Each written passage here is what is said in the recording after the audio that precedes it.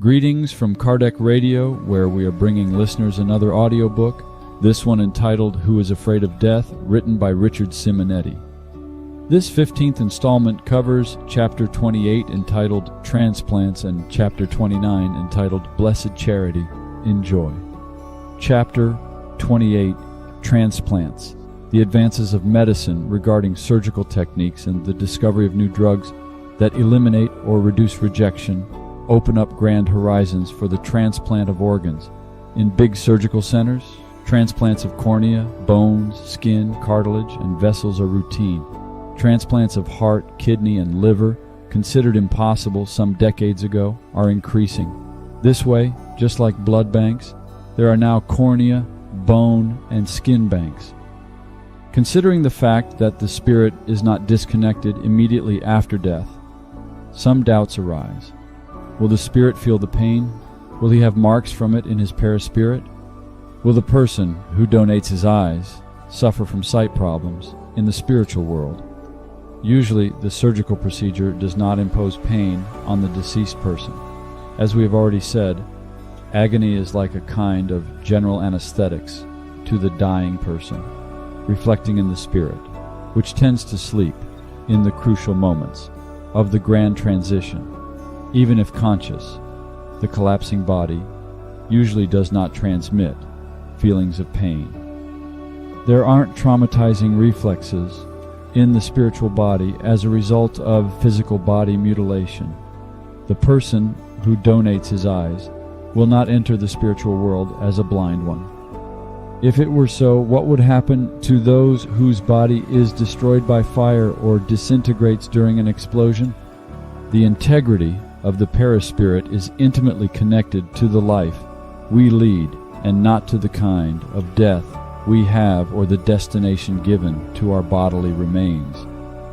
In this regard, it is always important to emphasize that the greatest violence that affects our perispirit, making us plunge into the hell of agony and pain, is suicide.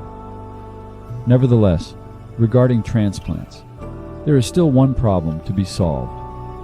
When vital organs, such as the heart and the liver, are involved, the surgery has to take place as soon as the cerebral death occurs, when the brain ceases working, before clinical death, when the heart stops beating. As we see it, this procedure is similar to a euthanasia, since clinical death does not always happen right after the cerebral death. For these transplants, the organs of people who have had accidents, including vascular ones, are used. It's not possible to use the organs of people who die because of old age or after being sick for long periods to the benefit of the person who has had an accident. It is important, after the cerebral death, to let nature follow its course and to allow the clinical death to come spontaneously. A few hours, days, or weeks in this situation, despite the pressure on and anguish of the family, will favor a less traumatic disincarnation of the spirit. In the future, medicine will surely develop techniques which will allow the removal of such organs for donation after the occurrence of death without drastic measures that might complicate the disincarnating process.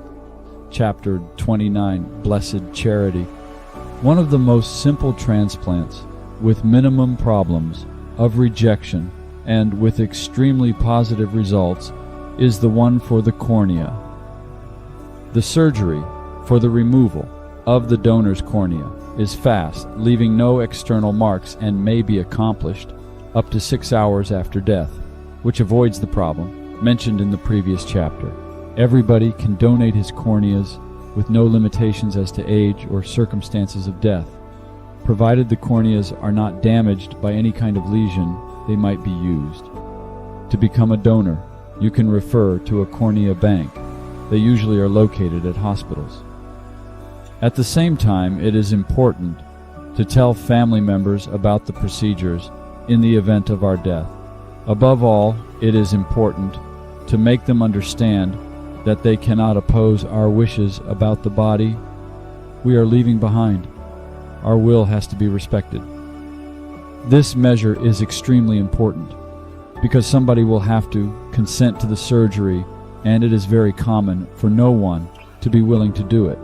Age-old superstitions about death prevail at that moment. Many consider the act of using organs from a dead person a profanation, which is the act of doing something that is terribly offensive, which stems from being entangled in old conditionings.